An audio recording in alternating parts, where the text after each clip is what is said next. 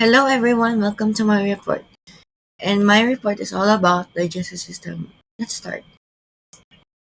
Organs of the digestive system. The digestive system is like a long, muscular, coiled tube about 7 to 8 meters. It also known as the digestive tract, alimentary tract, or the gastrointestinal tract. The organs of the digestive system are divided into main and accessory organs.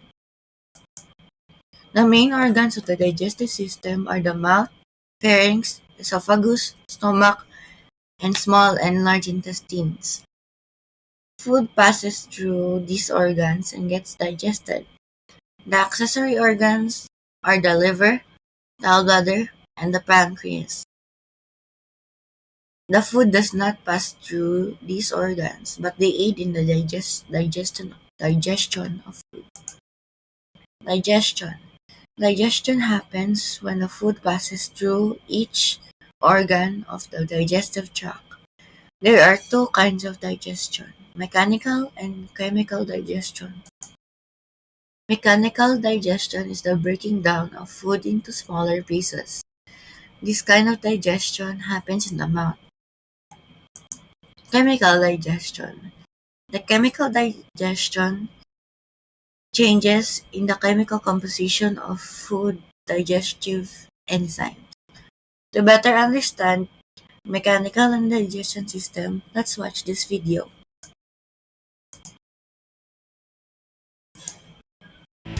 The average healthy human adult produces up to 1.5 liters of saliva every day. Saliva is produced in the mouth, where chemical and mechanical digestion begin. Let's learn more about chemical and mechanical digestion. Digestion is the process of turning food into its component chemicals.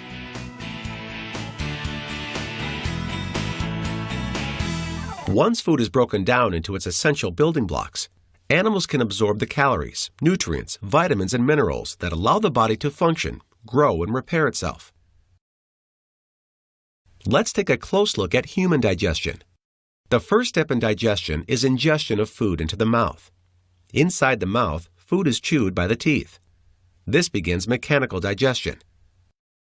This process is the physical breakdown of large pieces of food into smaller pieces. After swallowing, muscular action of the stomach and intestines continues mechanical digestion. During mechanical digestion, food also undergoes chemical digestion. Various chemicals and enzymes break down complex molecules into smaller, simpler component molecules that can be absorbed into the bloodstream. Chemical digestion begins in the mouth. As food is chewed, salivary glands secrete amylase, which converts starch into maltose, a disaccharide. Enzymes and hydrochloric acid in the stomach continue chemical digestion. But chemical digestion mostly takes place in the small intestine. This begins in the duodenum, the first section of the small intestine. The pancreas secretes pancreatic juice into the duodenum. This strong digestive cocktail converts lipids, carbohydrates, proteins, and nucleic acids into smaller chemical compounds. Pancreatic juice is alkaline, which neutralizes the strong stomach acids.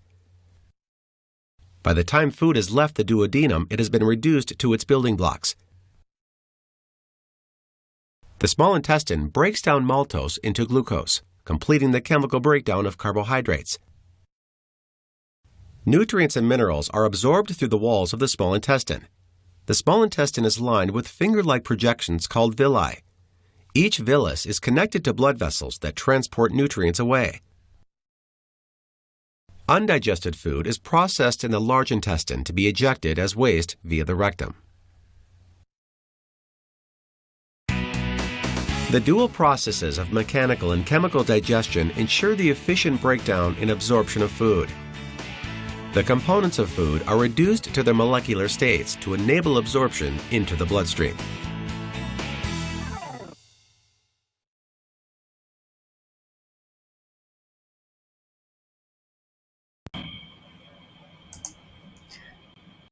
As you eat your food, your teeth start to bite, chew, and grind the food with the help of your tongue and saliva.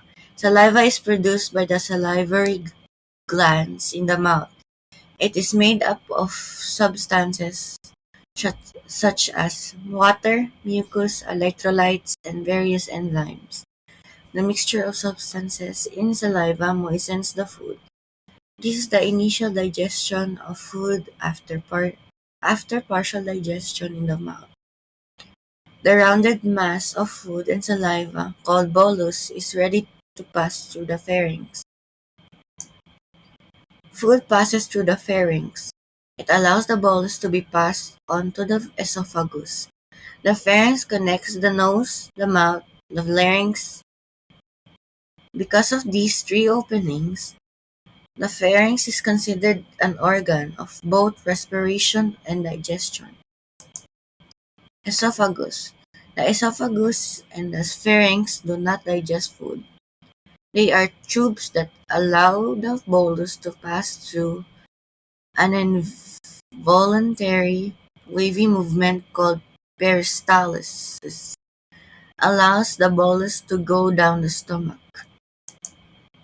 The stomach is a G-shaped organ that catches the bolus. The peristaltic movement of the stomach and acid turns the bolus into liquid called chyme. The stomach passes out the chyme to the small intestine. The pancreas and the gallbladder release pancreatic juice and bile, respectively, that initial chemical digestion. These substances further digest the chyme. The food nutrients from the digested chyme will then be absorbed by the villi, the finger-like projections in the walls of the small intestine, large intestine. The substances that are not absorbed by the large intestine are passed through the large intestine. The function of the large intestine is to reabsorb the water and other substances that the body still needs. The substances that are not absorbed in the large intestine are formed as feces, which then goes out of the anus. The accessory organs of the digestive system are the liver, gallbladder, and the pancreas. Liver. The liver is the largest organ inside the human body. It is situated on the upper right portion of the abdomen. The liver functions to make sure that the blood from the digestive tract is clean before it circulates throughout the body. It is responsible for making proteins needed for blood clotting. It also produces bile that aids in digestion. Gallbladder. The gallbladder is attached below the liver. It stores bile from the liver. During digestion, the bile is released to the small intestine to digest fat molecule. Pancreas. The pancreas is found under the stomach. It makes pancreatic juices that mix with the chyme in the small intestine. Thus, the chyme is further digested and ready to be absorbed by the villi of the small intestine. Diseases of the digestive system. The diseases of the digestive system are the peptic ulcers, pancreatitis, cholera, and the hepatitis. Peptic ulcers are painful sores in the esophagus, stomach, and the first segment of the small intestine. There are several causes of peptic ulcers. These include bacterium called Helicobacter pylori, regular use of certain pain relievers, or smoking or drinking too much alcohol. An ulcer can be painful. It may cause vomiting, dark blood in stools, weight, and appetite loss. Pancreatitis. Pancreatitis happens when the pancreas is inflamed. This condition activates the pancreatic juices that damage the pancreas. It may result in temporary or permanent damage. A person with pancreatitis may experience vomiting, back and upper abdominal, and fever. Pancreatitis may be caused by viral infections or some medications. However, the cause of acute pancreatitis in children is unknown. Cholera. Cholera is an intestinal infection. You may get it by drinking water or eating food contaminated with the bacteria called Vibrio cholerae. The symptoms of cholera may include watery diarrhea, moderate to severe dehydration, nausea, and vomiting. The treatment is primarily to rehydrate the patient. However, antibiotics may prescribe the doctor in several cases.